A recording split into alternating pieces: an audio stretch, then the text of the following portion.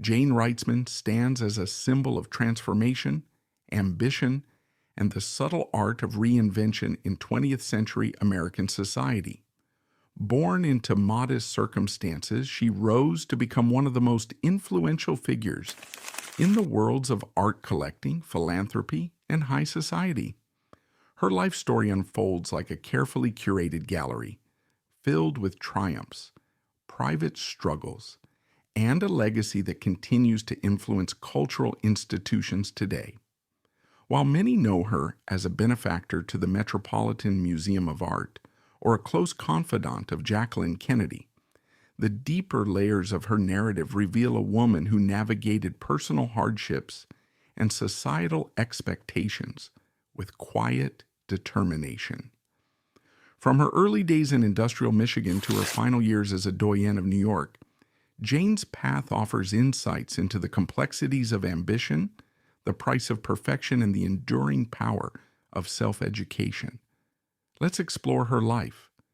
drawing on rarely discussed details from biographies, archived interviews, and personal anecdotes that bring her humanity to the forefront. Early life and family background, 1919 to 1931. Jayne Wrightsman's story begins in the heart of America's industrial Midwest, a region defined by hard work and economic flux. On October 21, 1919, she was born Jane Kirkman Larkin in Flint, Michigan, a city synonymous with the automobile boom led by General Motors. Flint was a bustling hub where factories dominated the skyline, producing cars that symbolized the American dream, but also where families grappled with the uncertainties of the era. At the time of her birth, Flint was thriving as a key player in the auto industry, with General Motors employing thousands and transforming the city into a symbol of industrial might, though this prosperity was unevenly distributed, leaving many families like the Larkins in modest circumstances. Her father, Frederick Fritz Larkin, was a contractor who later transitioned into a more intriguing role as an architect for the U.S. State Department. Originally from New Hampshire, Fritz started as a builder but rose to become the chief of the Foreign Service Buildings Office, overseeing the design and construction of American embassies around the world. This position involved extensive international travel from Europe to Asia, and according to some whispers in historical accounts and family lore, possible covert activities for the Office of Strategic Services, OSS, during World War II, or its successor, the CIA, in the post-war years. This shadowy aspect of Fritz's career, rarely elaborated in public records but hinted at in obituaries and biographical sketches, added an air of mystery to Jayne's upbringing, suggesting her early exposure to a world beyond the ordinary, perhaps through stories of far-off places or the occasional diplomatic visitor to the home. Her mother, Aileen Chuggy Larkin, was a vibrant Southern belle from a more genteel background, known for her raspy, whiskey-tinged voice and love of nightlife. Chuggy, whose nickname evoked her lively personality, frequented clubs and brought a touch of flamboyance to the family, often described in archived interviews and family remembrances as someone who lived life with a sparkle even in tough times, injecting humor and energy into everyday routines despite financial strains. The Larkin household included Jane and her three siblings, brothers Frederick Jr. and Lawrence, and sister Catherine, creating a lively but unstable environment filled with the typical chaos of a large family in a working-class setting. Life in Flint wasn't luxurious. It was grounded in the realities of working-class America during the post-World War I years, with the family residing in a modest home amid the city's smoky factories and bustling streets. The Roaring Twenties brought prosperity to some, but for many, including the Larkins, it was a time of modest means and aspirations for more, as Fritz's early contracting work provided stability but not extravagance. Jayne's childhood was marked by the era's cultural shifts. Jazz music filling the airwaves from local radios, flappers challenging norms in nearby Detroit's vibrant scene, and the looming shadow of the 1929 stock market crash that would plunge the nation into the Great Depression, exacerbating family tensions and economic pressures. By age 12 in 1931, Jayne's world shattered when her parents divorced. A common occurrence in those turbulent times, but one that carried emotional weight, leaving lasting scars on the children as they navigated the fallout. The split was acrimonious, with Fritz moving on to his diplomatic pursuits while Chuggy, seeking a fresh start, uprooted the children to California. This move westward mirrored the migration of many Depression-era families, chasing opportunity in the Golden State, drawn by tales of Hollywood glamour and economic recovery on the West Coast. They settled in the less glamorous outskirts of Beverly Hills, specifically in West Hollywood, where affordable housing contrasted sharply with the opulent estates just a short drive away. And Hollywood's allure was tantalizingly close, but not yet within reach. It was here, amid the palm-lined streets and the budding film industry, that Jayne reinvented herself as Jayne, a small but significant change that hinted at her emerging sense of self, perhaps inspired by the starlet she admired, or a desire to craft a more glamorous identity in her new surroundings. This early relocation instilled in her a resilience that would define her later transformations, as she learned to adapt to new environments and social dynamics from a young age, forging a determination to rise above her circumstances through charm, intelligence, and unwavering ambition. Adolescence and entry into Hollywood society, 1932 to 1939. Jayne's adaptability shone brightly as she navigated the fringes of Tinseltown's social scene, a world of glittering parties and fleeting connections that demanded quick wit and unshakable confidence. She attended lavish gatherings hosted by industry tycoons, mingling with actors, heirs to fortunes, and producers who shaped the silver screen, learning to hold her own in conversations that range from the latest film gossip to broader cultural trends. One rarely recounted anecdote from her youth illustrates her early charm and resourcefulness. As a teenager, she visited William Randolph Hearst's legendary San Simeon estate, known as Hearst Castle, a sprawling Mediterranean revival mansion perched on a hilltop overlooking the Pacific, filled with priceless art and celebrity guests.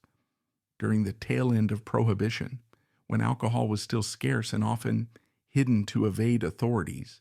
Hearst's longtime mistress, the vivacious actress Marion Davies, took a liking to the young Jayne and pulled her aside into a luxurious bathroom. There, Davies lifted the lid of a toilet tank to reveal a cleverly stashed bottle of gin, pouring them both a secretive sip amid giggles and the opulent surroundings of marble fixtures and gilded mirrors. This moment, shared in a private interview later in life, underscores Jayne's knack for forging connections with the powerful while maintaining her composure, turning what could have been an awkward encounter into a memorable bond that hinted at her future prowess in elite circles. By the late 1930s, her name began appearing in gossip columns like the Chatterbox, a popular feature in newspapers that chronicled the comings and goings of Hollywood's up-and-comers, often accompanied by photos of her in stylish wide-brimmed hats,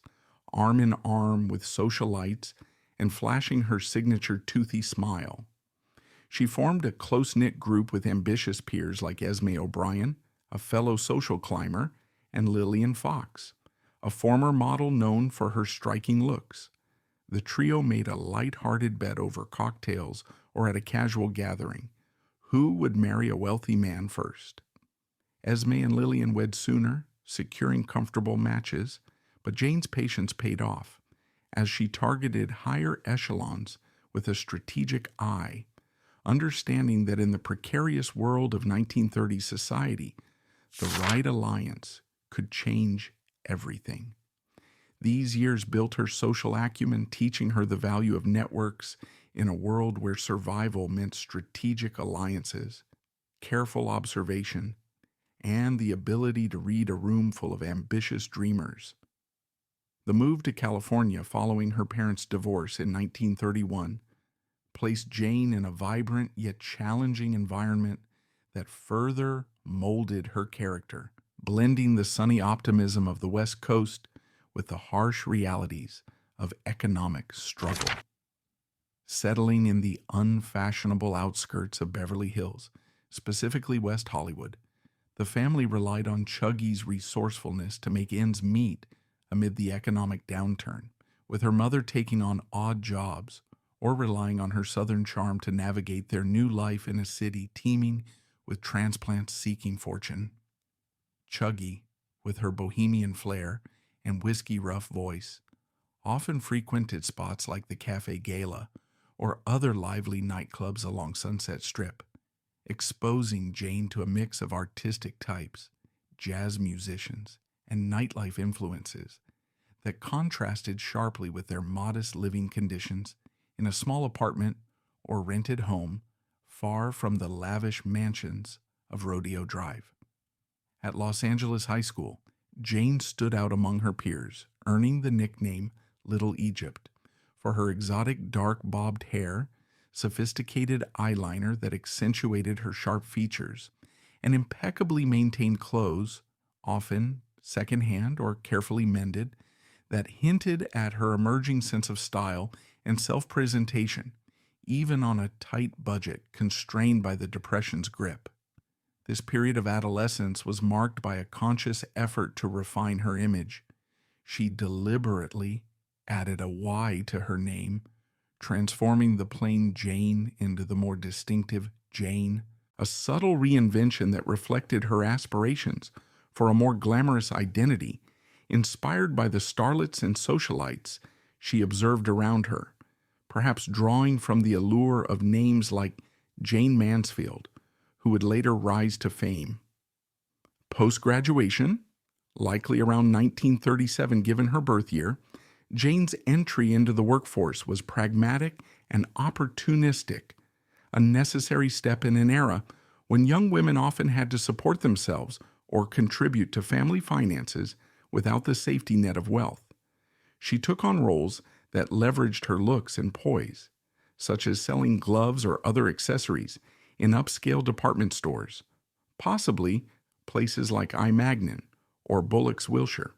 popular spots for aspiring models where the clientele included Hollywood insiders, and posing for swimsuit modeling assignments that showcased her fine-boned elegance, perfectly applied lipstick, and graceful demeanor that set her apart from the crowd.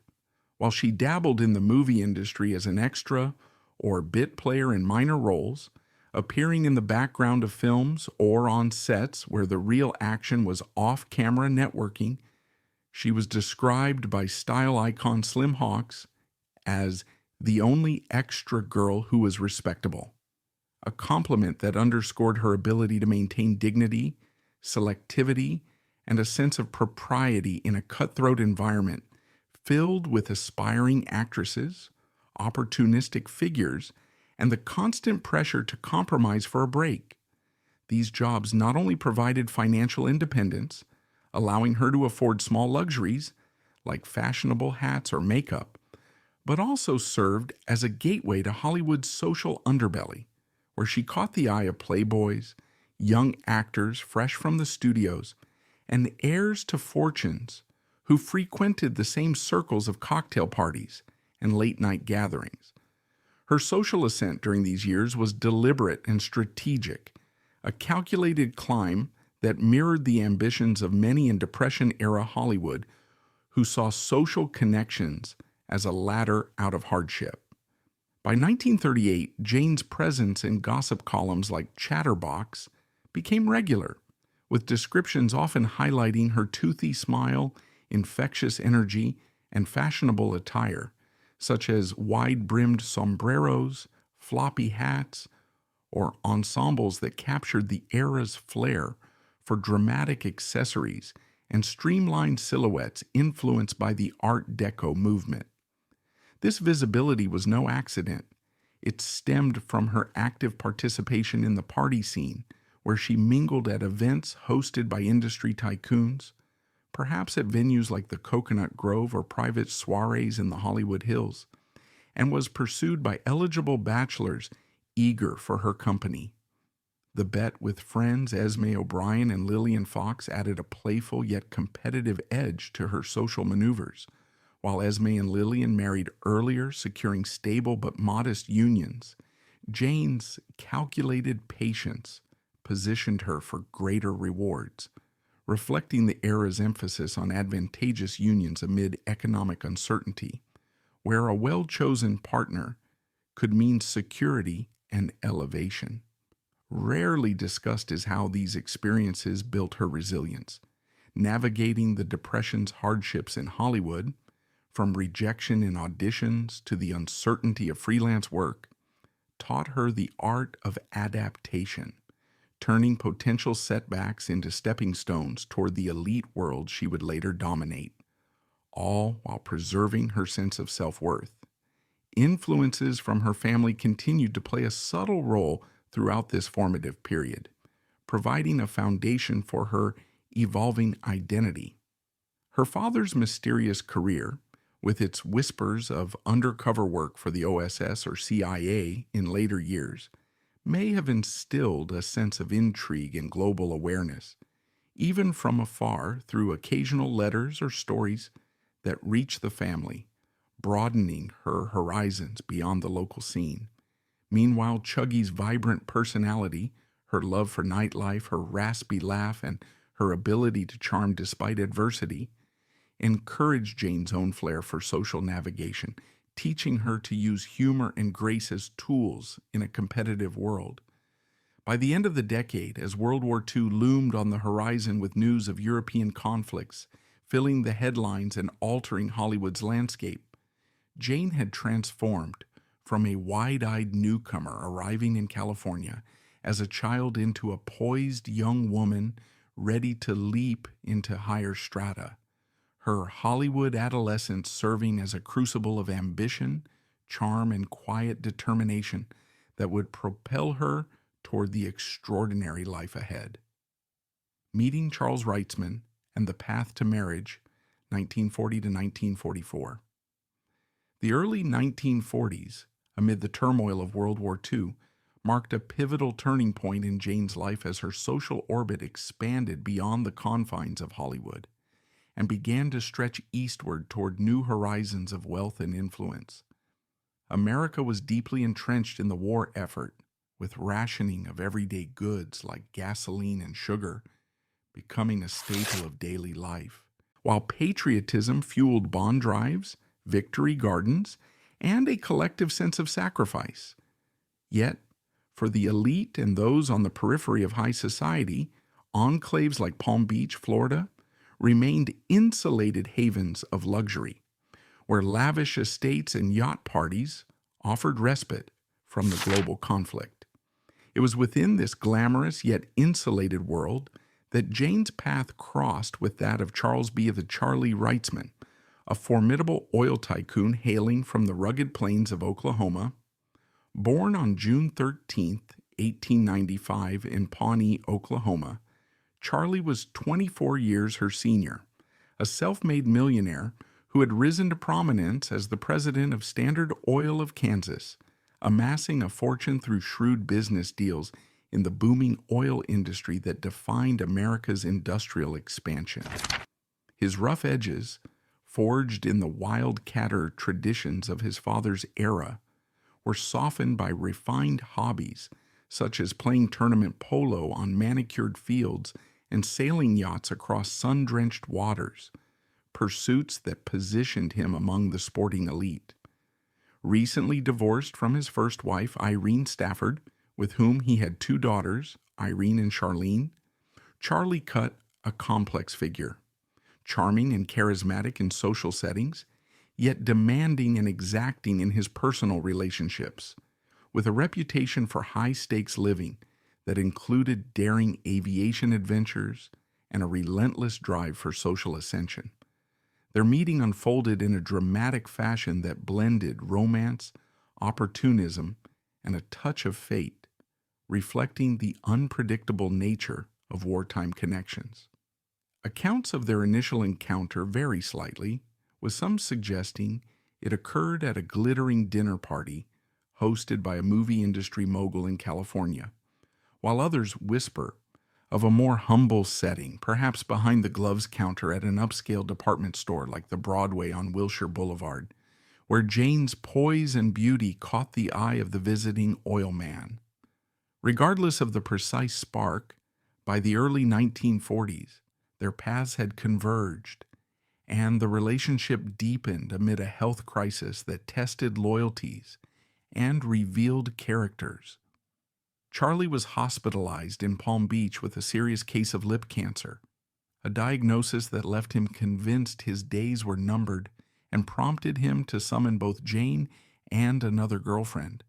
the ex-wife of actor Victor Mature, to his bedside for companionship in what he believed were his final moments. While the rival girlfriend prioritized the swirl of social events and parties that defined Palm Beach's wartime scene, continuing to attend galas and gatherings without interruption, Jayne remained steadfastly devoted, staying by his side through long hours, offering comfort and unwavering attention.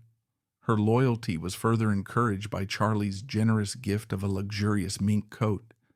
a symbol of his appreciation and perhaps a subtle test of her commitment amid the uncertainty.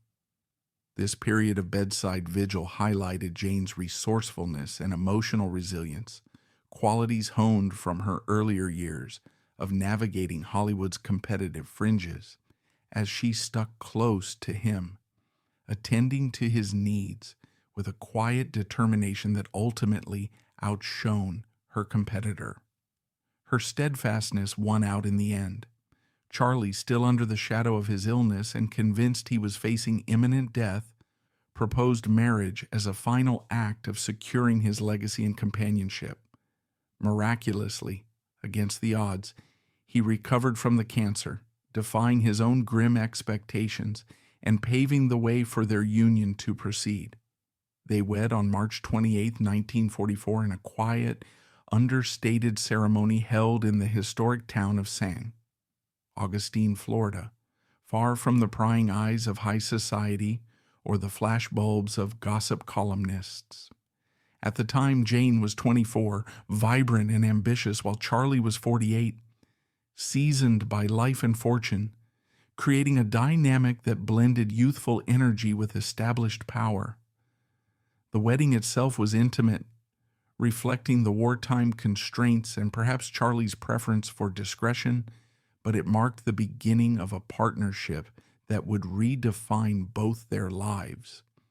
As post-war America began to rebuild, with economic optimism surging through industries like oil and a sense of renewal fueling social mobility for those positioned to capitalize on it, the couple divided their time between bustling New York City, the sun-soaked exclusivity of Palm Beach, and other luxurious locales that suited their emerging lifestyle. Charlie, ever the strategist, was intent on penetrating the gated elite circles of old money and cultural refinement, viewing their marriage as a vehicle for mutual elevation. However, from the outset, Charlie saw Jayne not just as a partner, but as a project to be sculpted into the ideal consort for his ambitions, hiring a cadre of tutors and experts to refine her in areas like French language proficiency, proper etiquette for formal dinners, interior design principles drawn from European traditions, and the nuanced history of fine art. These educational sessions were rigorous and intensive, often extending late into the evenings or requiring travel to consult with specialists, but they were not without their humiliations. Charlie's demanding nature led to public beratements that cut deeply, such as the time he snapped at her in front of dinner guests, Don't open your mouth if you don't want to be laughed at, reducing her to tears and underscoring the power imbalance in their relationship. Recollections from guests at those early gatherings paint a picture of Jayne's quiet endurance, absorbing the criticism without rebellion, perhaps viewing it as the price of entry into a world of privilege she had long aspired to. Yet beneath the surface tensions, Jayne embraced the knowledge with a fervor that became her lifeline, transforming potential resentment into a passion for culture that would define her identity. This period highlighted her remarkable resilience. The marriage brought unparalleled wealth, opening doors to yachts, private planes, and international travel, but it also introduced emotional trials as she navigated a union that blended genuine affection, shared ambition, and elements of control. Charlie's influence was profound and multifaceted, molding her into the sophisticated figure she would become, elegant, erudite, and impeccably poised, though at a personal cost that included sacrificing parts of her independent spirit for the sake of their joint ascent. In these formative years, their bond was tested and tempered, setting the stage for a lifetime of collecting treasures and curating a legacy, all while Jayne quietly forged her own path within the confines of their extraordinary partnership. Reinvention through Art and High Society, 1945 to 1959. In the vibrant post-war boom of the late 1940s and 1950s, a period marked by America's economic resurgence, rapid suburban expansion, and a cultural shift toward consumerism and sophistication, Jayne's personal transformation accelerated dramatically, evolving her from a polished socialite into a true paragon of elegance and refinement. The couple's luxurious homes served as the perfect stages for this evolving identity. Their primary residence in New York at the prestigious 820 Fifth Avenue, a grand apartment building overlooking Central Park that symbolized the pinnacle of urban luxury, and their opulent estate in Palm Beach known as Blythe Dunes, a sprawling property with manicured gardens, ocean views, and interiors that would soon reflect Jayne's growing expertise. Charlie's immense oil wealth, amassed through his leadership at Standard Oil of Kansas and Shrewd Investments, was estimated to reach around $100 million by the 1950s, providing the financial foundation that funded this ascent into the upper echelons of society and allowed Jayne to indulge in pursuits that went far beyond mere opulence. Jayne's education extended well beyond the initial tutors Charlie had hired in the early days of their marriage. She sought out mentorship from esteemed figures like John Walker, the director of the National Gallery of Art in Washington, D.C., whose guidance opened her eyes to the intricacies of collecting and appreciating fine works. Under his influence, she immersed herself deeply in 18th century French decorative arts, a field that captivated her with its blend of historical grandeur, exquisite craftsmanship, and aesthetic perfection,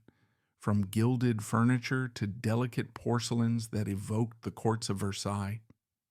This passion wasn't a mere hobby or superficial interest. It offered a profound escape from the complexities of her privileged but suffocating marriage, as she later confided to a close friend in a moment of rare vulnerability, providing her with intellectual independence and a personal sanctuary amid the demands of her husband's controlling nature. By 1952, Jayne had taken the reins of their collecting endeavors, beginning to acquire masterpieces with Charlie's substantial funds at her disposal. Pieces like intricately carved Louis XV furniture that once adorned royal salons, rare porcelain items from the collection of Madame de Pompadour, the influential mistress of Louis XV, known for her patronage of the arts, and delicate mason figurines renowned for their porcelain artistry from Saxony. She scoured high-profile auctions at venues like Sotheby's or Christie's predecessors,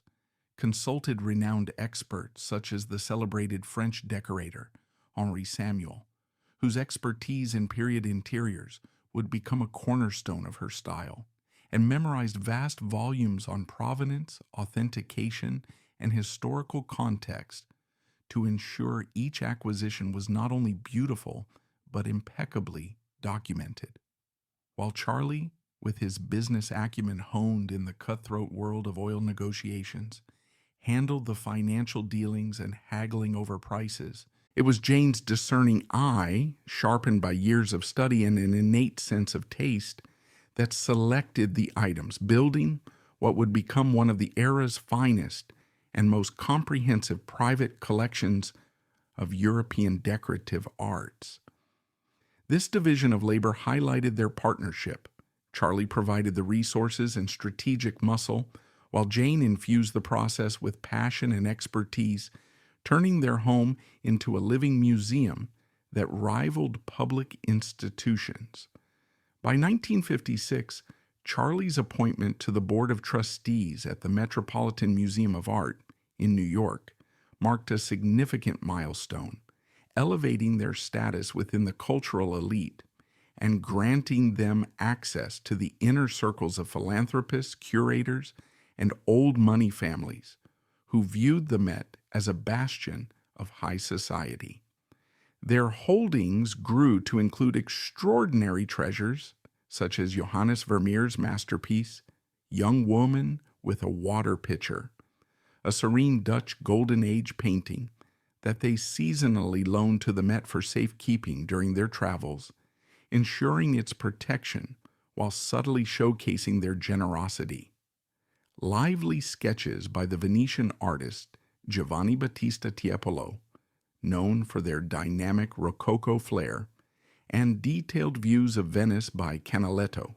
capturing the city's canals and architecture with remarkable precision. Jayne's personal style evolved in tandem with her artistic pursuits, adopting slim, tailored silhouettes that emphasized her slender frame, a soft, whispered voice that conveyed understated elegance, and an overall aesthetic that earned her a coveted spot on the International Best Dressed List Hall of Fame in 1965, a recognition that solidified her as a fashion icon among the jet set. Socially, the Wrightsmans hosted luminaries from the worlds of art, politics, and entertainment in their homes, throwing intimate dinners or grand receptions that blended intellectual discourse with opulent hospitality. Yet Jayne's private world revealed deeper contradictions beneath the polished surface, moments of doubt and isolation amid the glamour. A rarely mentioned detail from the diaries of the renowned photographer and designer Cecil Beaton captures this nuance. Jayne expressed profound gratitude to him, saying, "Thank God we had Cecil, or we'd have no Mrs. Wrightsman," referring to his series of flattering portraits that not only immortalized her beauty, but also boosted her confidence during times when she felt overshadowed or scrutinized. These years solidified Jayne's role as a dedicated collector, using art not just as a status symbol, but as emotional armor against her insecurities, while skillfully navigating the subtle snubs and condescension that high society often directed toward new money arrivistes like the Wrightsmans, who were seen as interlopers despite their wealth and contributions. Through persistence and genuine passion, Jayne turned these challenges into triumphs, laying the groundwork for a legacy that would endure far beyond the decade. Deepening ties with the Kennedys and Peak Glamor, 1960 to 1963. The 1960s dawned with Jayne poised at the pinnacle of influence and social prominence, a position largely elevated through her deepening bond with the Kennedy family, whose charisma and political ascent captivated the nation during this era of optimism and change. As neighbors in the sun-drenched enclave of Palm Beach, Florida, where the Wrightsman's opulent Blythe Dunes estate stood in close proximity to the Kennedys' winter retreat. The couple bridged what might have been insurmountable political divides. Charlie, a staunch Republican with conservative leanings shaped by his Oklahoma roots and oil industry background, found common ground with the Democratic powerhouse of Joseph and Rose Kennedy, whose formidable fortune and family ambitions fostered a friendship that transcended party lines. This alliance was built on shared social circles, mutual respect for achievement, and the Wrightsman's substantial wealth, which opened doors to intimate gatherings and collaborative endeavors. Jayne, in particular, forged a close and enduring connection with Jacqueline "Jackie" Kennedy, the young and stylish senator's wife, who would soon become First Lady. The two women shared a profound passion for French culture, from its literature and fashion to its exquisite decorative arts, a common interest that blossomed into a mentorship of sorts. As early as 1958, during John F. Kennedy's senatorial days, Charlie played a pivotal role by introducing Jackie to the renowned French designer Stéphane Boudin of the prestigious Maison Jansen, whose expertise in 18th century interiors would profoundly shape the ambitious White House restoration project, infusing it with historical authenticity and European elegance that aligned perfectly with Jackie's vision for a more cultured presidential residence. Following John F. Kennedy's triumphant election in November 1960, which ushered in the Camelot era of youthful vigor and intellectual sophistication, Jayne was invited to join the prestigious Fine Arts Committee for the White House, a group tasked with revitalizing the executive mansion's outdated and mismatched decor into a symbol of American heritage and refinement. Her contributions were generous and impactful, donating an estimated $500,000 worth of exquisite Aubusson rugs woven with intricate patterns reminiscent of French royal tapestries, and antique furniture pieces that added layers of historical depth to rooms like the Green Room and others, helping to transform the space into a living museum that reflected the nation's cultural aspirations. Intimate scenes from this period abound, painting a picture of the close-knit rapport between the families. In May 1961, shortly after JFK's inauguration, the President and Jackie were honored guests at the Wrightsman's Palm Beach home, enjoying a relaxed dinner amid the estate's luxurious surroundings, complete with ocean breezes and discussions that blended politics with personal anecdotes. Just a month later, in June 1961, JFK sought relief from his chronic back pain by swimming in Charlie's specially designed heated saltwater pool, a therapeutic amenity that provided temporary solace from his ailments, while Jayne and Jackie engaged in animated conversations about their mutual love for art, literature, and the nuances of French decorative styles, further cementing their friendship. Jayne herself thrilled at the glamour and excitement that the Kennedys brought into their lives, as she noted in a personal letter to a dear friend describing the invigorating energy and prestige that came with hosting the first couple and being part of their inner orbit.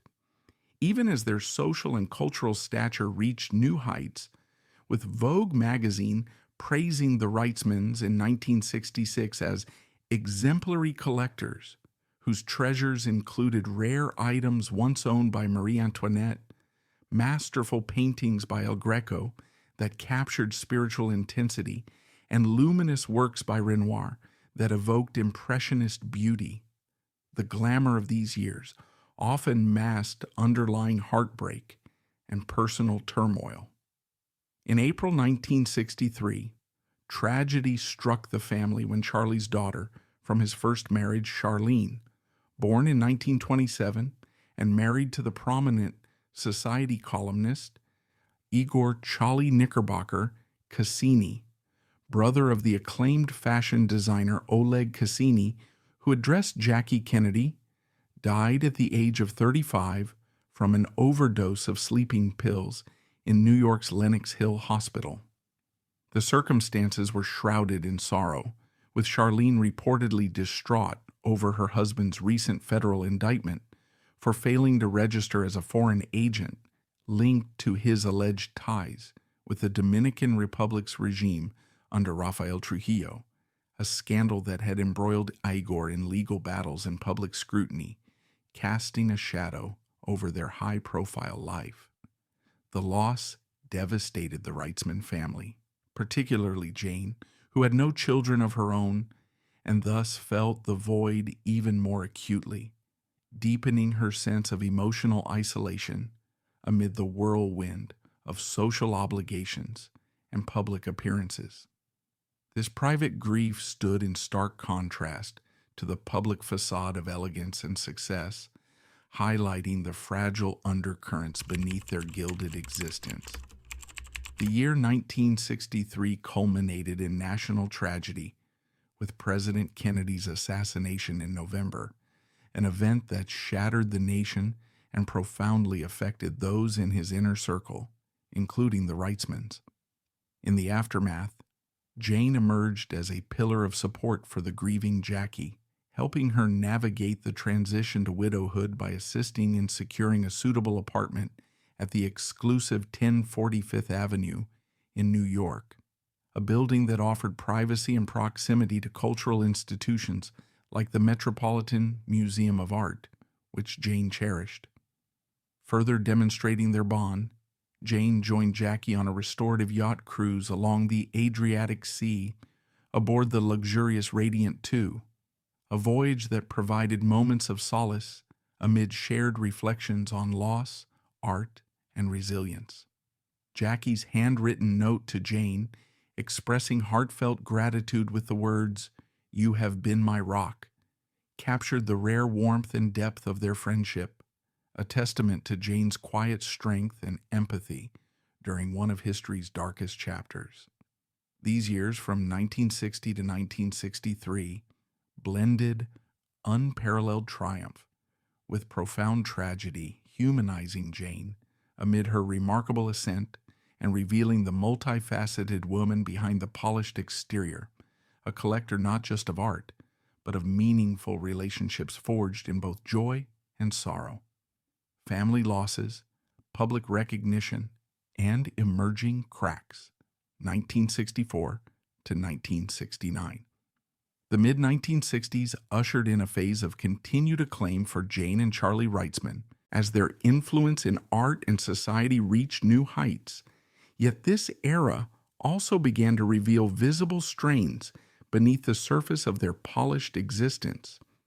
Jayne's personal style, which increasingly emulated Jacqueline Kennedy's iconic bouffant hairdo and soft, breathy tone of voice, became a hallmark of understated sophistication, earning her a prestigious induction into the International Best Dressed List Hall of Fame in 1965, a recognition that celebrated her as one of the world's most elegantly attired women,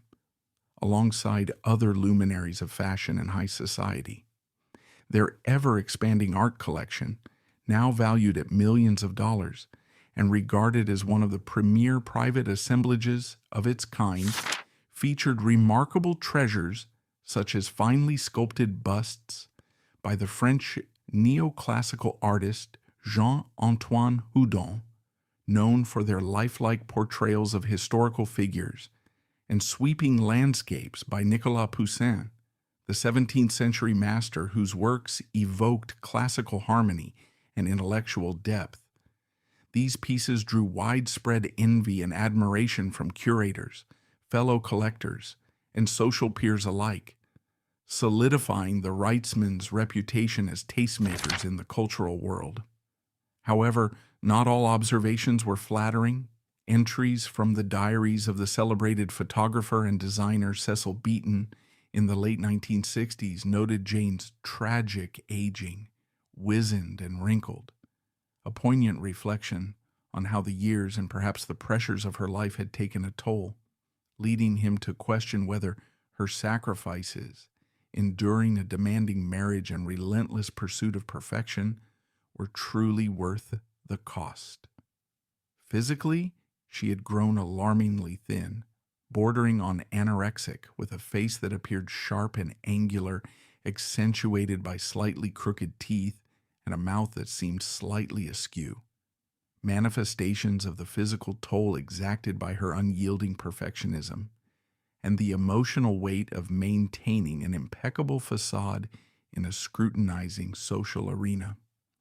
Family dynamics during this time worsened considerably, adding layers of private sorrow to their public triumphs. Charlie's health began to show signs of decline, with the early hints of the strokes that would later debilitate him, creating an undercurrent of uncertainty in their household. Jayne, in rare moments of candor, confided in close friends like the Vogue editor and fashion historian Hamish Bowles about the immense pressures of her marriage, describing the suffocating expectations and public humiliations that had marked their union from the start, yet also acknowledging the complex interplay of love and ambition that kept them together. A granddaughter from Charlie's first marriage, reflecting on the family in a later interview, provided insight into the blended dynamics. "We were brats from another marriage. Granddaddy viewed my mother and aunt as failures, but the marriage with Jayne definitely worked," a comment that highlighted Charlie's harsh judgments toward his earlier family, while underscoring the perceived success of his partnership with Jayne, despite its internal challenges. Amid these tensions, Jayne found solace in her private joys, such as spending quiet afternoons poring over rare art books in her library, surrounded by the delicate mason porcelain birds that symbolize fragility and beauty, or sharing light-hearted laughs and conspiratorial conversations with her best friend, Annette de la Renta, the elegant socialite and philanthropist whose companionship offered a rare outlet for genuine warmth and understanding. Yet even as her public persona gleamed, whispers of elitism began to surface more prominently, as her social circle remained tightly exclusive, composed of a select few from the upper crust who shared her refined tastes, often excluding those deemed outside this rarefied world and fueling perceptions of snobbery among outsiders. This period, spanning 1964 to 1969, revealed the profound contradictions at the heart of Jayne's life,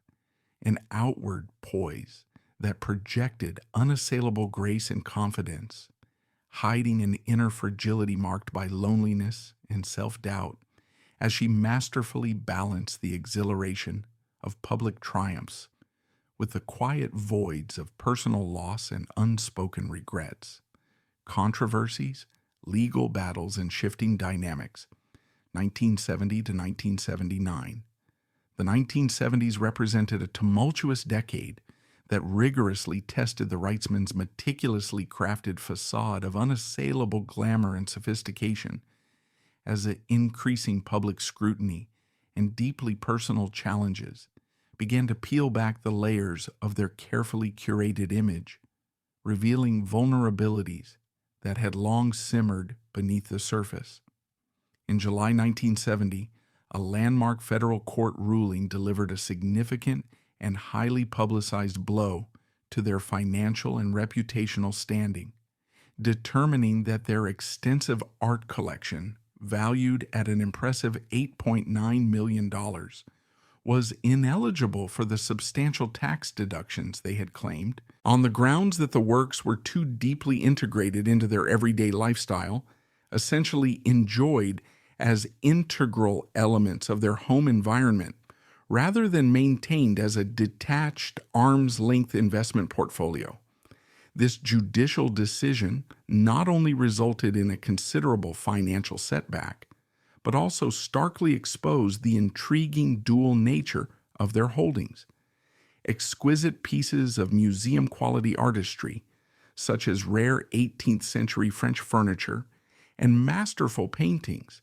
that simultaneously served as functional domestic furnishings in their lavish residences, thereby blurring the traditional boundaries between personal pleasure, aesthetic appreciation, and strategic philanthropic intent in a way that invited widespread commentary and criticism from both the art world and the general public. As the decade progressed, criticisms began to mount from within their own esteemed circles, where whispers turned into outright condemnations that challenged the couple's character and motivations. Nancy Hoving, the widow of the influential Metropolitan Museum of Art director Thomas Hoving, a man who had himself navigated the complexities of museum politics and high society patronage, harshly labeled the Wrightsmans as cold, grasping, selfish, racist, and fascist, in a scathing assessment that stemmed from Jayne's firm refusal to contribute financially to a proposed drug rehabilitation center, a decision that underscored the couple's highly selective approach to generosity, favoring cultural institutions over more immediate social welfare initiatives, and fueling perceptions of detachment from broader humanitarian concerns. Similarly, Theodore Rousseau, a respected curator at the Met who had worked closely with the Wrightsmans on acquisitions and exhibitions, coined the biting and evocative nickname American Geisha specifically for Jayne, portraying her as a brave courtesan who had willingly traded her innate authenticity and personal freedom for the allure of wealth, power, and elevated social status, a derogatory slur that cut deeply, echoing broader societal perceptions of her as a meticulously calculated figure who had reshaped herself to conform to the rigid expectations of an elite mold, sacrificing individuality for acceptance in a world that valued Polish over raw humanity. Jayne's marriage to Charlie, frequently described by those in her inner circle as suffocating due to its intense demands and power imbalances, fueled ongoing and often heated debates among friends, acquaintances, and later biographers. Was the union fundamentally rooted in genuine love and mutual respect, driven by the raw ambition that had propelled both partners from modest beginnings to extraordinary heights, or simply a testament to endurance through years of adversity and compromise? Private correspondences exchanged among their acquaintances during this period revealed sharply divided opinions. Some observers noted flickers of real affection in quieter moments, such as shared travels or collaborative art hunts, while others interpreted the relationship as a pragmatic, strategic alliance designed for survival and advancement in a demanding and unforgiving social landscape. Amid these swirling controversies and introspective debates, Jayne persisted in her philanthropic efforts with an unwavering focus and determination, channeling resources into the arts with precision, yet her consistent refusals to extend support to causes beyond the cultural sphere, such as social justice or community aid programs, further underscored a deliberate and unapologetic prioritization of cultural preservation and refinement over addressing broader, more pressing societal issues, a choice that amplified the criticisms of elitism leveled against her. By the end of the decade, Charlie's health began to falter dramatically, with a series of debilitating strokes that eroded his once formidable presence, fundamentally shifting the power dynamics within their relationship and household in ways that had been unimaginable during their earlier years of partnership. Jayne, demonstrating a newfound assertiveness born from necessity, stepped decisively into a more commanding role, taking full charge of managing his care by hiring skilled nurses, coordinating medical treatments, and overseeing the day-to-day logistics, all while beginning to emerge from his long dominant shadow as an independent force capable of charting her own course. These transformative years underscored the unsettled and multifaceted views in historical reflections on Jayne, portrayed by some as an unapologetic elitist whose choices reflected a narrow worldview, and by others as a resilient product of her era's rigid social norms and expectations. Her characteristic silence on such matters only serving to invite further interpretation, nuance, and ongoing scholarly debate about her motivations and inner life. The 1980s marked a profound and liberating chapter in Jayne's journey, as Charlie's debilitating strokes early in the decade left him increasingly incapacitated, confined to a state of dependency that required constant attention and reshaped the rhythms of their shared existence. With her trademark efficiency and resolve honed over decades of navigating complex social and personal landscapes, she assembled a dedicated team of nurses to provide round-the-clock care, ensuring his comfort while freeing herself to make bold and decisive moves that signaled a break from the past. Among these was the sale of their beloved Blythe Dunes estate in Palm Beach in 1985 for a staggering $10 million to retail magnate Les Wexner, a transaction that not only liquidated a significant asset, but also symbolized the shedding of old ties. The property was later resold to real estate tycoon Donald Trump, adding an ironic twist to its storied history. Jayne began systematically dismantling other elements of the life they had built together, from reallocating collections to reconfiguring their living spaces, in a process that allowed her to reclaim personal space and autonomy for her own evolving vision and priorities. Charlie ultimately passed away on May 27, 1986, at the venerable age of 90, concluding 42 years of a marriage that had been as intricate and multifaceted as it was enduring, filled with highs of shared triumphs and lows of private struggles.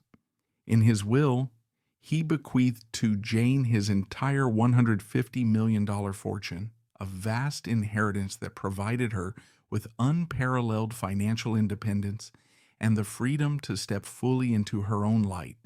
unencumbered by the dynamics that had defined much of her adult life. Much like her contemporary and fellow society figure Brooke Astor,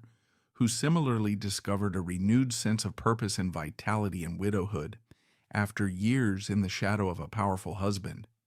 Jayne blossomed as a widow, emerging with a newfound autonomy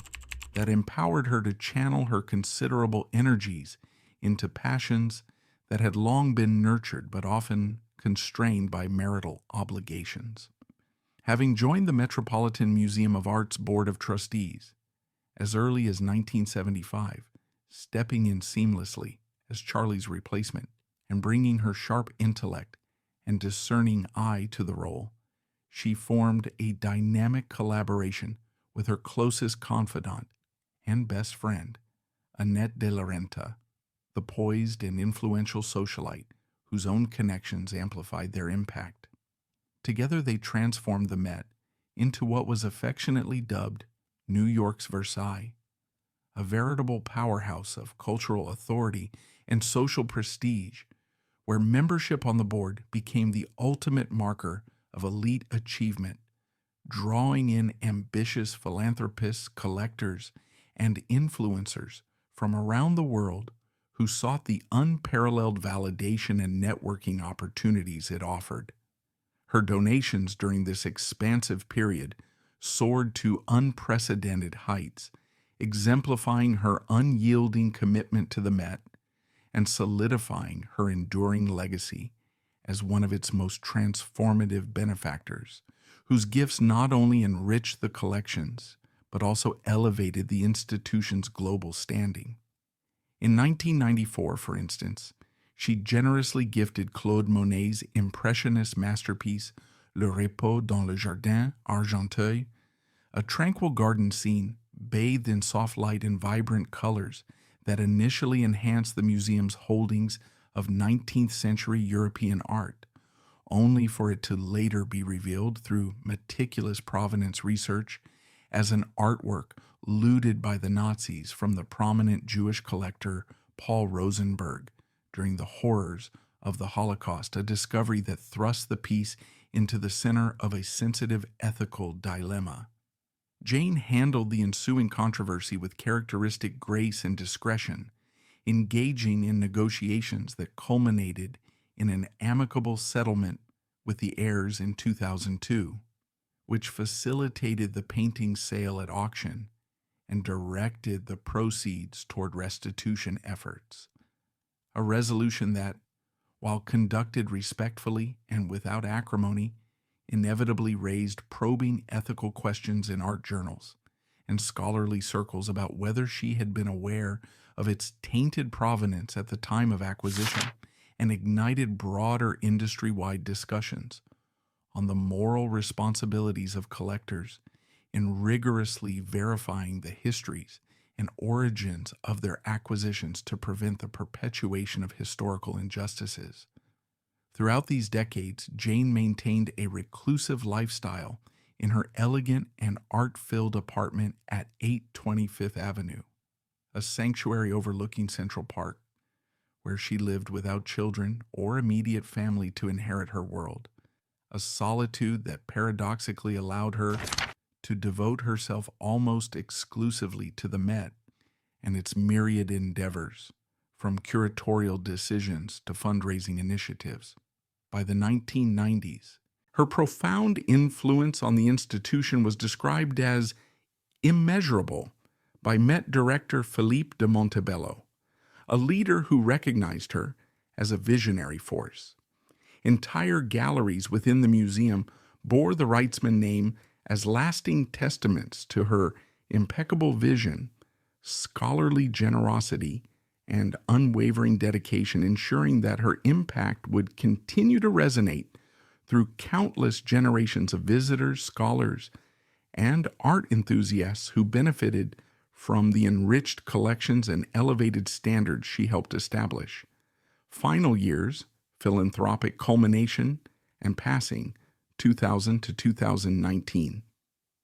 In her later decades, as the new millennium unfolded with rapid technological changes and shifting social landscapes, Jayne Wrightsman's legacy continued to solidify through acts of quiet, understated generosity that reflected her lifelong dedication to the arts and her preference for discretion over public fanfare. By this time, she had largely withdrawn from the spotlight, embracing a more reclusive lifestyle that allowed her to focus inward on her passions and reflections. Yet she still made selective appearances at events that aligned with her cultural interests, often captured in rare photographs that offered glimpses into her enduring elegance. For instance, in 2002, she was photographed in a poised group portrait alongside Deborah, the Duchess of Devonshire, a fellow art enthusiast and member of British aristocracy, known for her preservation efforts at Chatsworth House, and her steadfast best friend, Annette de la Renta, the trio exuding a timeless sophistication that spoke to Jayne's lasting connections in transatlantic high society. 5 years later, in 2007, she attended the gala celebrating the 40th anniversary of the Metropolitan Opera at Lincoln Center, an event that highlighted her appreciation for the performing arts as an extension of her visual arts patronage, where she mingled with opera luminaries and philanthropists in a setting of opulent chandeliers and orchestral splendor. The following year, in 2008, she appeared at a prestigious gala in Rome hosted by the American Academy, posing gracefully with Mercedes Bass, another prominent arts supporter and socialite, in a moment that underscored Jayne's international reach and her continued involvement in global cultural circles, even as she approached her 90s. A pivotal moment in this period came in 2012, when Jayne decided to auction her renowned Magnificent Jewels collection at Sotheby's in New York, a sale that fetched an astounding $15.5 million, and revealed the hidden opulence of her personal adornments, which had long been symbols of her transformed life. The collection included dazzling diamonds set in intricate platinum designs, lustrous pearl necklaces that evoked old world royalty, and elaborate brooches encrusted with emeralds and rubies, many of which whispered tales of European aristocracy, such as pieces once owned by figures from the Habsburg or Romanov dynasties, acquired during her travels and auctions with Charlie. A detailed analysis in a YouTube video breakdown of the auction, produced by jewelry historians and enthusiasts, uncovered untold stories behind the items, like a striking sapphire brooch from her early marriage days, a gift from Charlie that symbolized their initial courtship amid his health scare, featuring a central salon sapphire flanked by baguette diamonds in a design reminiscent of Art Deco elegance. This auction not only provided funds for her ongoing philanthropy, but also offered a rare public peek into her private world of luxury, where each jewel carried personal significance, from tokens of affection to markers of her ascent. Jayne's ultimate bequest to the Metropolitan Museum of Art stood as a monumental capstone to her life's work, a gesture of profound commitment that ensured her influence would endure far beyond her lifetime. Upon her death, she left behind over 375 exquisite works of art,